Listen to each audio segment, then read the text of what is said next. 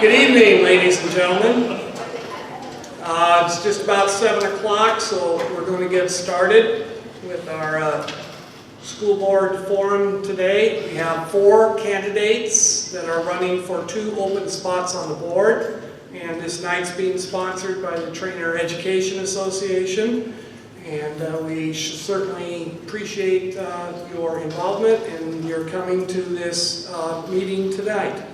How this will work is we will introduce the 4 candidates, and then we have a set of questions that were already given to the candidates, and we'll start from that list. We probably won't have time to get everything done.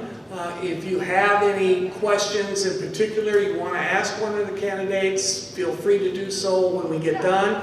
We're going to keep this about an hour or so. We'll keep it moving. I'll try not to bore you. I'm not the star here. It's these people who are putting themselves out here to help our school district become even better and bigger and better. And it's, on a personal note, it's kind of nice to see 3 former students out here getting ready to be my boss. All right, so we'll begin. Since chivalry is not yet dead, we'll start with Lisa Chambers, and she'll have a short spiel about her and what she is and why she's here. Thank you. Thanks. My name is Lisa Chambers, and I graduated from Treynor in 1979, and I'm married to Kurt Chambers, who graduated from Treynor in 1975. We have 3 children who all graduated from Treynor: Chris in 2000, Brooke in 2002, and Mallory in 2006. As you can see, I believe in the quality education that Treynor provides. I've been in education for 30 years, 26 years as a teacher, and the last 4 I've been an instructional coach in Council Bluffs. I had the privilege of starting my career in Treynor, and after 11 years I decided to challenge myself and join the Council Bluffs schools as a middle school language arts teacher. At the time, Treynor was a 712 building, and I really believed in the middle school philosophy. Although I've spent all my time teaching in the middle school, I've taught a variety of classes, including language arts, reading, and math. And I can honestly say the students are the reason I'm still in education. As I said 4 years ago, when Council Bluffs started their TLC program, I decided that I would apply for the instructional coach position. And in this position, I'm able to help teachers perfect their craft, but still be in constant contact with students. I can say that I believe in public education and the Treynor School District, and I want Treynor to be the best place for all students, including my grandchildren. Thank you. Next will be Brandon Vorthman. Hello, I'm a 95 graduate of Treynor, and I am married to Mindy Vorthman. That's how most people know me. She's back there in the corner. She doesn't want me to say her name. So we have 4 children. 2 of them have graduated from Treynor, and our son Jack is in 5th grade and Sarah's in 7th grade. We live on a farm south of Treynor. Our children are 4th generation to live on that farm. We farm and operate a custom application business. I currently serve as the president of Treynor Alumni Association. Serve on the executive committee of Heartland 2050, which is a regional collaboration of the 8-county metro area. I've served in various positions on West Potawatomi County Farm Bureau Board, including 3 years as president. I've been active at St. Paul Lutheran Church, and I've been elected as a Silver Creek Township and Treynor Fire Department trustee. The reason I'm running is because I was asked by several people to run for school board. Although at first I wasn't real excited about it, I was kind of reluctant, but I decided to consider it. While I was considering it, I had the opportunity to attend a funeral of an older gentleman I knew. He had devoted much of his life to serving others, and at his funeral I was reminded of the importance of public service, and it inspired me to go ahead and make the decision to run. Next will be Greg Goose. My name is Greg Goose, and I'm a 1978 graduate of Treynor High. I am married to my wife of 37 years, and she graduated in 1979. I have 2 kids, 2 boys, The oldest is 34, Jared, and he has his wife, and they have one daughter, and her name is Gabby. My youngest son is Jordan, and his wife is Rochelle, and they have two, Remington and Nellie, and they're sitting back there in the back. So I've lifetime here. I farmed with my dad forever until he passed away, and now I'm farming with my sons. My father was on the school board when they hired Mr. Beatty here, and he said he didn't know if he was going to make it, but Bob proved him wrong 43 years later. Yeah. So, I've always been very proud of this Treynor. I was very happy with my boys, and I hope my grandchildren will come here and enjoy this school as much as I have and my kids have. So I just hope that we can move forward with everything, and hope one of us or we can be involved in it. Thank you. And will be our last candidate, Mickey Stockdale. My name is Mickey Stockdale. I'm married to my wife, Lori. We've been married 19 years. She's a 7th grade teacher in the Treynor School District, teaches English and reading. I've got a boy, Jack, who's a sophomore, and a daughter, Mandy, who's a freshman. I graduated from Oakland in 1986 and Buena Vista College in 1990. I have a degree in finance with an emphasis in economics. I started my own transportation company in 1993, and I've been running that ever since then. I decided to volunteer my time to try to help the Treynor Community School District move forward and become better than it already is. I think it's a great district. My kids love it here, and I'd just like to see it continue in that capacity. Thanks. All right, we'll go to another question here, and we'll start with Lisa and just kind of move through. So when you get done, you can pass the mic off to Brandon if you'd like to. Here's the question that I'd like to ask for you to answer. What do you believe is the role of a school board member? If you're elected, what do you perceive happening? Well, if I'm elected, I perceive a school board member to be the sounding board, the decision maker, but to be knowledgeable in that area. Just the best for the community. I believe the role of the school board member, it's fairly well spelled out in the school policy manual. And to summarize that, it says board member represents members of the district while putting the needs of the students first. They do what is best for all the students in the district. The board has three main roles. It's the legislative body, it writes and enacts policy. The executive body, that's to hire a superintendent to act as the CEO, to run and operate the district, and also to evaluate and review the education program's performance. I also firmly believe board members should uphold and abide by the code of ethics spelled out in the board policy manual. Great. A school board member is first and foremost here for the students.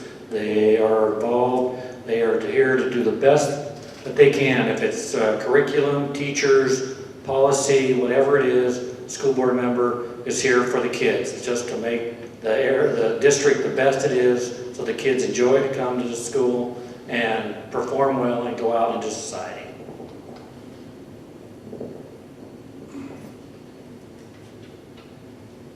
I think first of all, any good school board member puts their personal beliefs aside and listens to what's best for the students.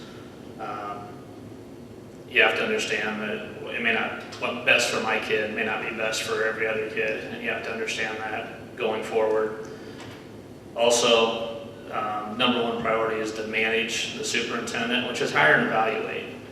After that, they become the voice of the school, and we let them handle the problems and things that happen through the school. Then we set vision and we adopt policies.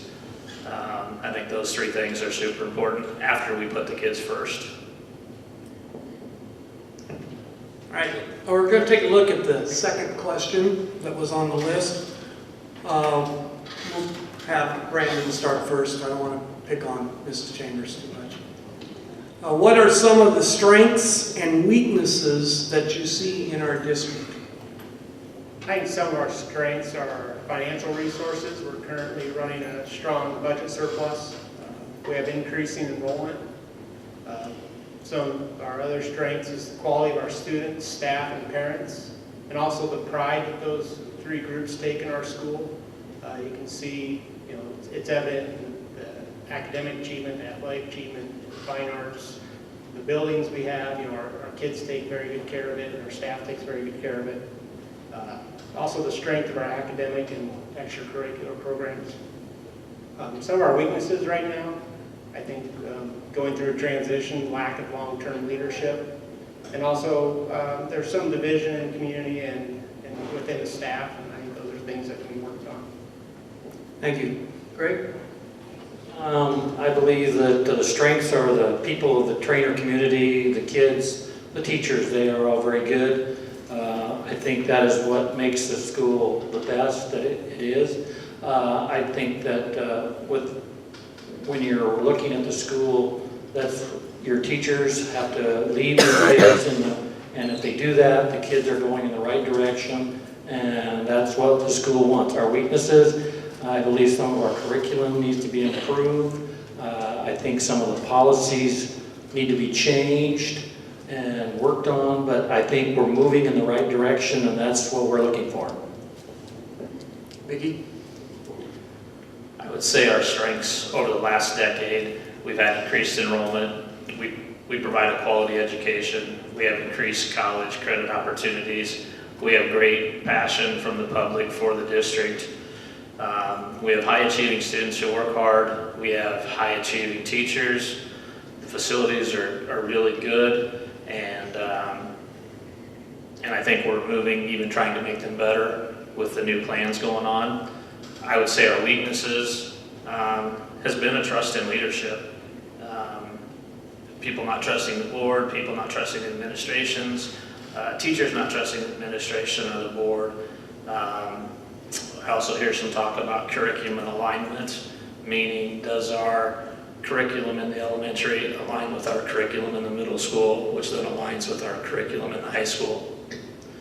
So I would say those are some weaknesses, but overall we have a great school district. Thank you. Lisa? Well, I think the strengths of the Treynor Community School District really come down to parents and their involvement. Our strengths include the education, the finance, our extracurricular activities. And this can be seen because Treynor is always a district that others look up to. And an example is the number of open enrollments we have. If people didn't believe we were doing the right thing, we wouldn't have those kind of numbers. And I just want the district to keep moving forward. As far as weaknesses, trust would be one. I also think that it's not a weakness just of our school, but of schools our size. It comes down to this federal and state funding, and how you manage that money has to be, to keep the teachers we want and the building we want, we have to be concerned about that.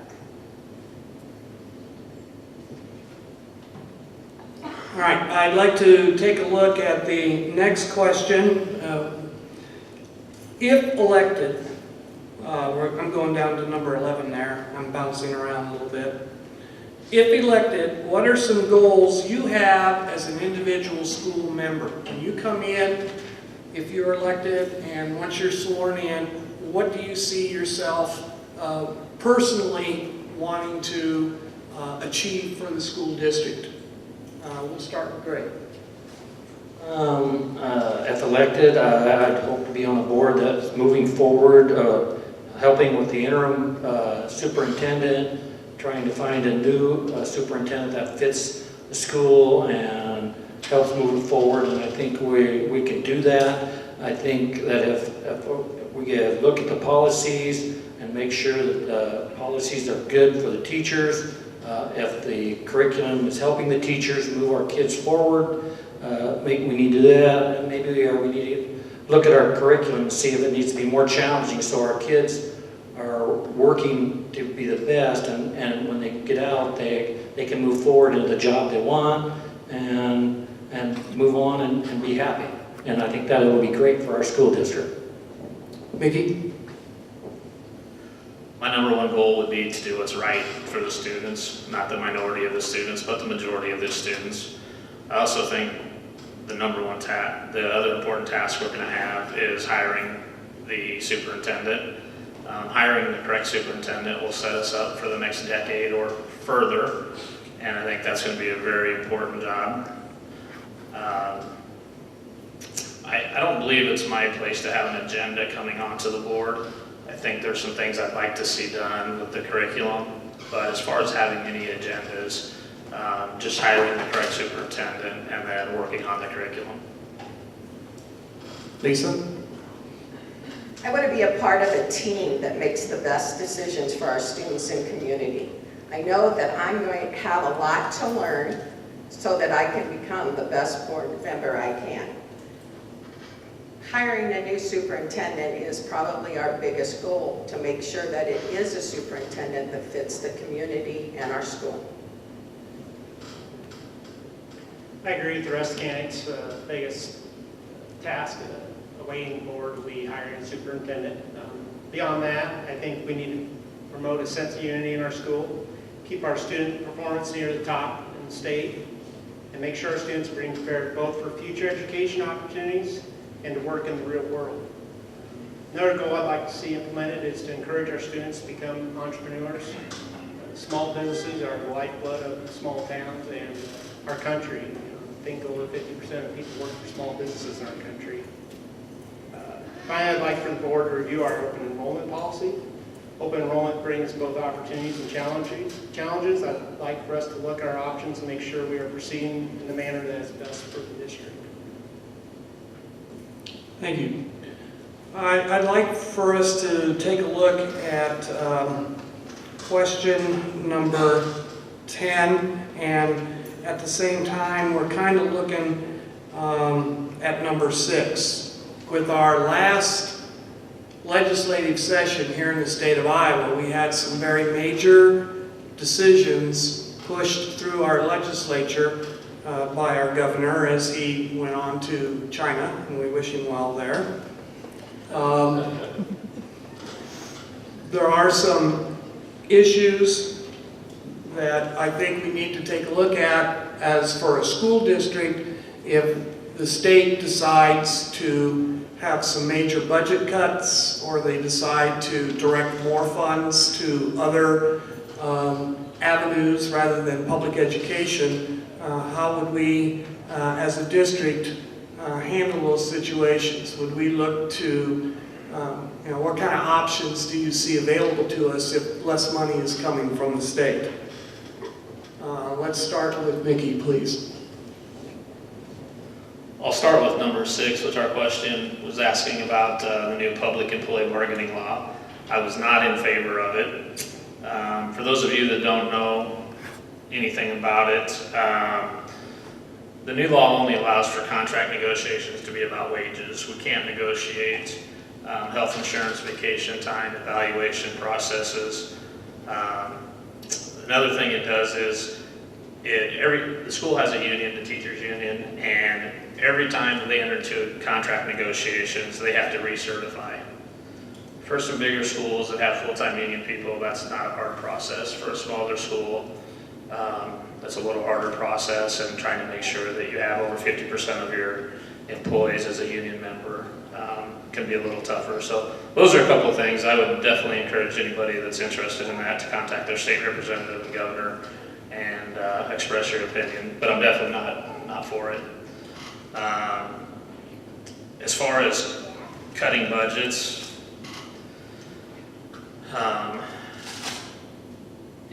if they funded us at a school our size, we might be on the borderline of how many administrators we have versus the number of students we have. It's always hard to go backwards, but that would be the first thing I would look at, is our number of administrators versus the number of students we have. Great. I'm going to reverse the order. Okay. I guess if you want to go, we can start with the new bargaining equipment. I think what happened is, I think the state, the teachers union has swung one way. And they believe that the thought went too far, and then I think the state swung way too far the other way. And so they're hoping to find a middle, and it's pretty hard when one's over here and one's over here, that you can find a middle. But I think it's also leaving the school districts to work with the teachers to, since they're, you can't negotiate health insurance and that. But I think the school, is going to start a committee, and I believe, so that they can discuss this, and then that can be brought up at the school board meeting. I think as long as your school board members are willing to work with the teachers, I think it'll be fine. I know, like I said, I think one swung one way, so the state swung another, and now we got to find middle ground. Can you do it? I don't know. I hope so. With the budget, you really can't say anything's off limits. Depending on where your budget shortfall is at, if it's in your general fund or your FO, you have to work with them situation.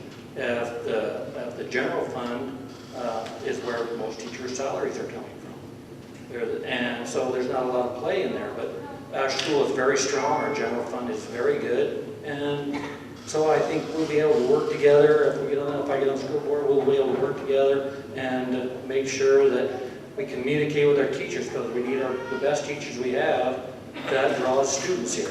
And that's what we need as a small school to keep growing students. Thank you. Brandon? As far as the employee bargaining law, really my opinion of it doesn't matter. As a board member, I just have to work within that law. As I said, the union can no longer negotiate benefits, but it's in the school's best interest to offer competitive salary packages that include good benefits to retain quality employees.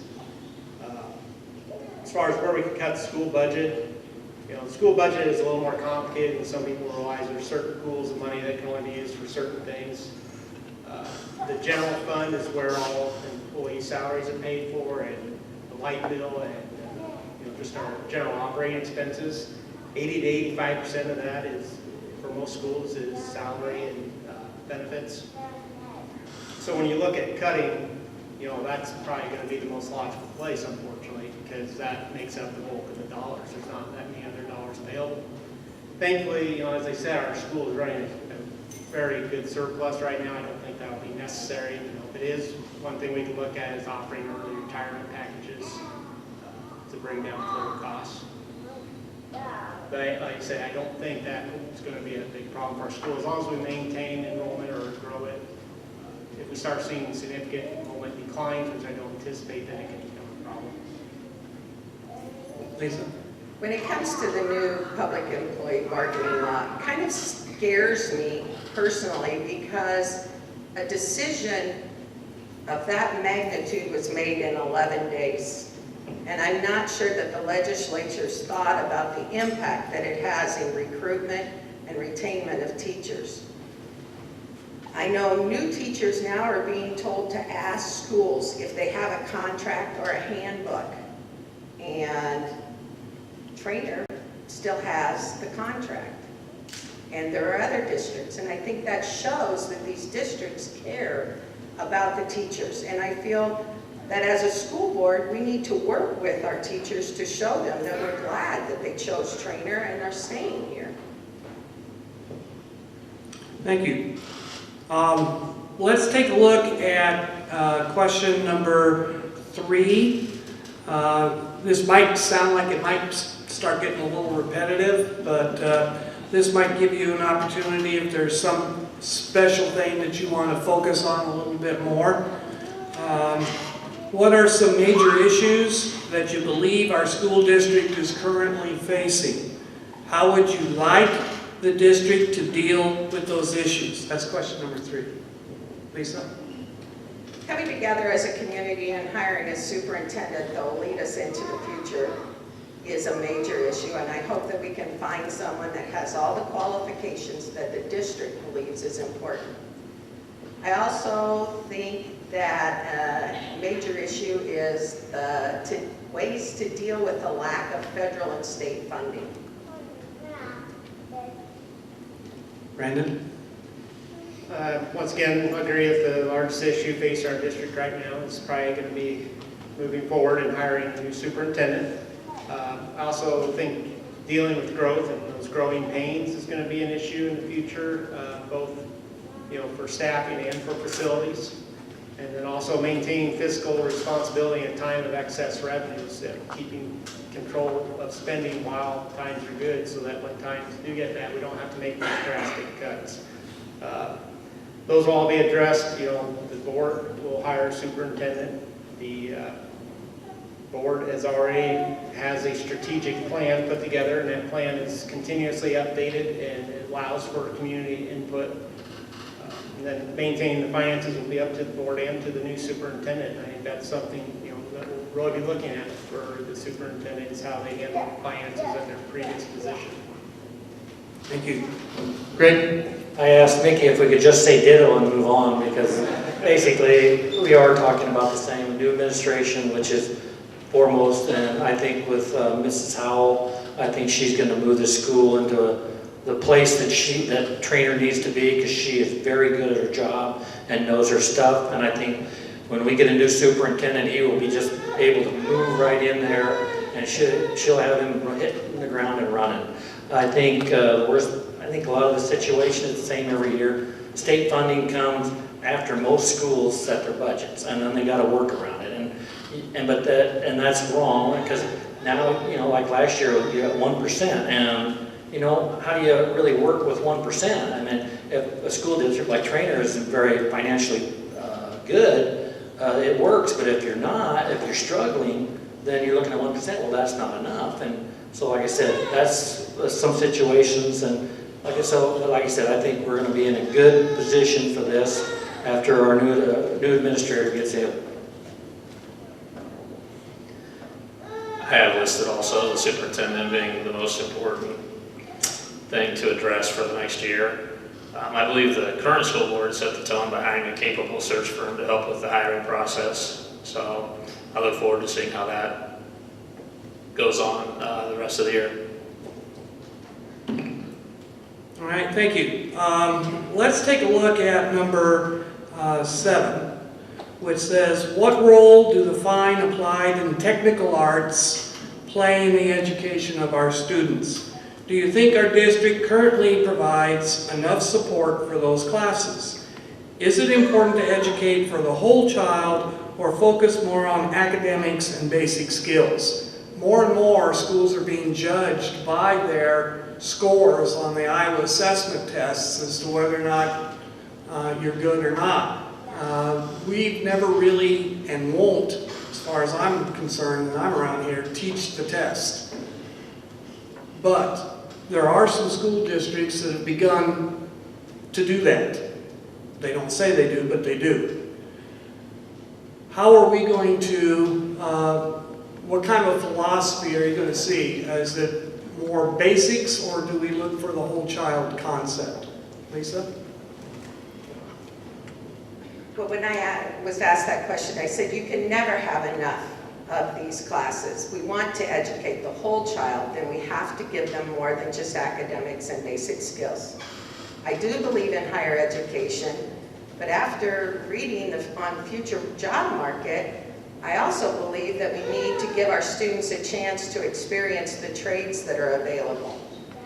Also, these art programs give students a chance to explore new areas that they may continue to use throughout their life. Thank you. Brandon? I agree that the districts should provide and continue to provide support to the arts program, especially the technical arts. Not every student trainer goes on to get a 4-year degree. There's a huge demand right now for tradespeople. These positions can pay well, and they do not require students to go deep in debt to earn their certification or training. The fine and applied arts are also important because we have students going into those fields, and it also helps students become more complete, well-rounded citizens. It also offers these students opportunities to excel in activities outside of athletics. Thank you. Mickey? I think there's always a need to continue to look and see what we have to offer.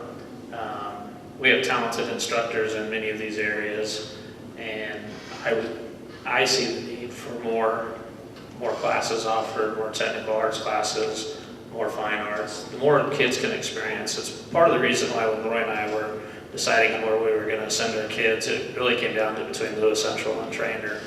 And we decided on Treynor strictly for the fact that we felt our kids could do more things. They didn't have to be a superstar in anything, but they'd have the opportunity to experience as many things as possible. And I'd like to see Treynor to continue moving in that direction. Greg? Yes, I believe that the fine arts are very important for our kids because, like Lisa said, a four-year degree is very good and will not hurt you, but it doesn't always make sure you have a job. Whereas some of these, you fine-tune your skills in them, and you can go out, and a lot of times you'll find a job much easier. And so, teaching the whole student is very important, and I think that the trainer should maintain doing that because I think the kids enjoy it more, and I think they'll feel that the school is working with them to do the best job they can when they graduate. This is a question that is not on the list. Our town and our school district are in a very enviable position. Our finances are very good, our open enrollment, we have huge numbers of kids coming into our district. That's been a basic factor in helping to keep us in a good financial position because the town of Treynor really hasn't grown that much over the last couple of decades. We are poised for big-time growth. My question to you, and just kind of come off the top of your head a little bit, the town is going to grow, it has to. How are we going to work with the school and with the community, with the town government, so that we can be ready for the influx that's going to come? I think we all saw 5 years ago, Council Bluffs is not going to grow to the south, they're not going to go to the north because of the floods that happened on the Missouri River. They're not going to go west, they're going to come this way. How are we going to be prepared, or should we prepare for this kind of growth that's going to happen in the next 5 to 10 years? I think that's something we all need to be thinking about as a community. Where do we want to be? Do we want that explosion to hit us like it did Waukee and blow from a 1A school to a 4A school in 6 years? Or are we going to have to work together to develop some kind of plan? Because I really haven't seen that yet, and I think maybe we need to start thinking about it. All right, now that I've been on my soapbox a little bit, I gave you a little bit of time to panic. Anybody want to go first, or should I pick someone? Okay, Greg? Yeah. I do believe that. I know, like out there, Elkhorn, all them towns, they grew so fast moving out from Omaha. And actually I knew the superintendent out there, and he said it was a real challenge. But I think for us, I think our numbers will increase, yes. But I think if we notice it, I think you got to have a good board, and then you got to have a good administration that looks at it and says, well, our numbers are starting to go up, and families are moving in. Do we need to start looking to if we can add on, or if we're going to have to buy ground, or to supply that, and most of the time it will start in your elementary. Will that need to be bigger? And so I think, I know you might not think we're getting prepared, and we're probably not as good as we should, but I think as the school goes on and if the numbers start to grow, I think hopefully we'll be ahead of the curve and get a plan so that we're not behind the 8 ball and crowding kids into classes that aren't big enough and pressuring the teachers to teach more kids that they shouldn't. And so I hope we move in the right direction for that. And I think we're a community and a school district that can do that. Thank you, Greg. That was very brave of you for going first. Okay. Lisa? I I agree. I think we need to be prepared, but we also need to be cautious. I think we need to work with the community to promote what we have, but I think you can look at a 5-year plan and maybe look at some growth, but I don't think we want to get ourselves in financially to the place where we're planning on something and it doesn't happen.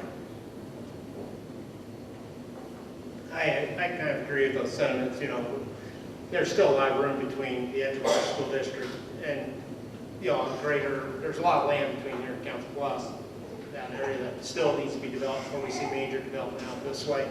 And right now, you know, we don't have a whole lot of taxing authority in our property taxes to make a lot of building decisions, a lot of expansion.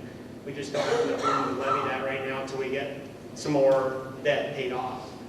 But it's probably good to start looking at a strategic plan and look at with the community planner and try to project when that growth will come and be ready for it when it does. Thank you. Vicki? I'm a big fan of creating focus groups. With the focus groups, you're having your business leaders work with your school administration, working with your school board, working with your churches, your townspeople, your Optimist Club. As you start to plan ahead and have these focus groups, you'll come up with good ideas, and I think we have a lot of good people in the city, and I don't see a rapid expansion coming like a Waukee, but I hope that we continue to see some steady growth. I think it's been good for our district, and hopefully that continues. Thank you very much. You guys handled that real well. The next question I'd like for you to take a look at would be question number 5. What is your perception of the current working and learning environment in our school district? Do you have any ideas for ensuring and promoting and keeping a positive working and learning climate that you might like to mention as a possibility for us to look at? Let's start with Mickey. I feel like I have a fairly strong pulse of what's going on at Treynor with my wife teaching here and 2 students recently out of the middle school and now in the high school. In my kids' opinion, we have great students, we have great teachers, it's a positive environment for them to come to every day. Whether you work in a school or you manage your own business or whatever, it's all about hiring good people. When you hire good people, you pay them what they're worth, good things are going to happen. You put good people in place, you put good policies and procedures in place, you follow the policies and procedures, and things will run smoothly, and you'll see the success of the district continue to grow. Thank you. Greg? Yes, I believe that the teachers are very good, and I think they're helping our students do the best they can. I think that if the teachers need something, I think now with this administration that they can come to her and talk to her, and I think that will open up communication that will work with the administration, and the teachers will work together to help the kids move on. And I think, you know, like I said, having a good school board that will help show the support of the stuff, and with them working with the administration, I'm sure we can help make sure the teachers and the kids are provided the best they can so they can move on in society. Thank you. Brandon? I think the current educational environment is very good. Obviously, our students are performing. I have 2 kids who are actually excited for summer vacation and to go back to school this year. That hardly ever happens. That was very surprising. So that means, you know, they're really enjoying learning here. As far as the working environment, I think it's fairly good. But there are some divisions, there's some rifts, and that takes some time to heal. And I think maybe it'd be worthwhile for us as a board to look at perhaps hiring an outside facilitator to identify and to help heal any problems that there may be between staff members or between staff and administration. Just kind of as a healing process to move forward all together under a new administration. Thank you, Brandon. Lisa? Well, I'd say that open enrollment numbers are a good indicator that the district must be doing something positive, and another indicator is the low turnover rate of teachers. I believe in the motto, excellence is expected and excellence is achieved. I've heard that for many years about Treynor, and the other part is I think that the school board has shown teachers that they appreciate them by staying more with the contract than moving to the handbook like a lot of other districts. Thank you.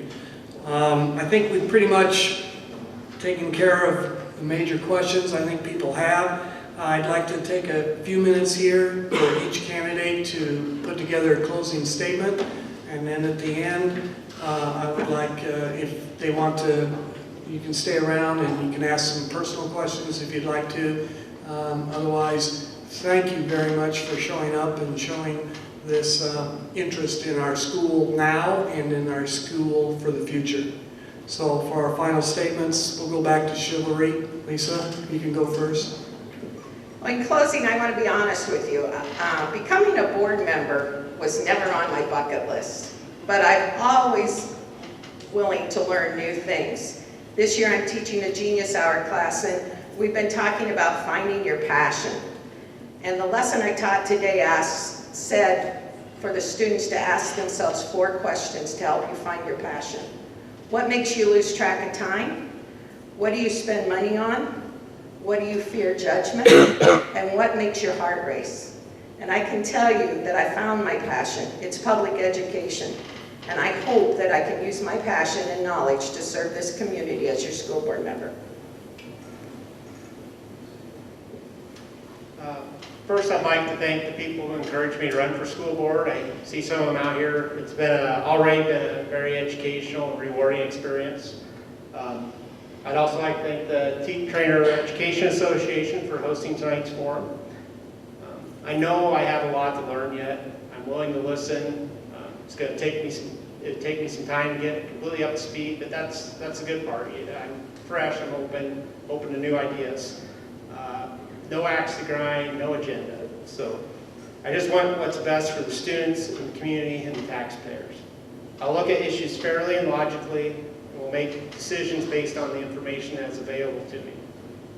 I have a lot of experience on a lot of diverse and different committees and boards, and understand what it takes to build consensus and move forward. Thank you. Greg? I feel that as when my father was on the school board, and I know he was making decisions back then, it was whether, a lot of times every year, whether close or not, because they had no money. And I know when policy was set, he made sure it was for the good of the school. And because I know at times my sisters came home and complained quite a bit that the rest of the kids were complaining about what the new policy was, and they didn't like it. And he said, well, that's not the best for the school. And for the most part, my sisters got along with it. I feel that I just want to make sure that the school district is going in the right direction, because he worked very hard to make sure this school district survived when it was not that many people, you know, making sure that the community, because we didn't have very many kids, so funding was not very good. So he penny pinched, and I just want to be on the board and make sure that it goes into the right direction so that my grandkids can come here and go to school and be proud of it. Thank you. Vicki? I just want to thank everyone for coming out. Thanks to the TEA for hosting tonight. And I'm not sure what it says about Bob as a teacher, but I'm going to thank Bob for asking the questions tonight since the other 3 didn't. So thank you, and if you have any questions for me, I'll be happy to stay around afterwards. I'll remember that when the quarter comes for your kids. I have to I want to thank you very much for showing up, and I'm very proud of our community and of our school, and I just think that activities like this are exactly what we need to have as we move forward as a district, so that people can understand why somebody wants to get onto the board and why it's such an important position for the life of our community. Thank you very much.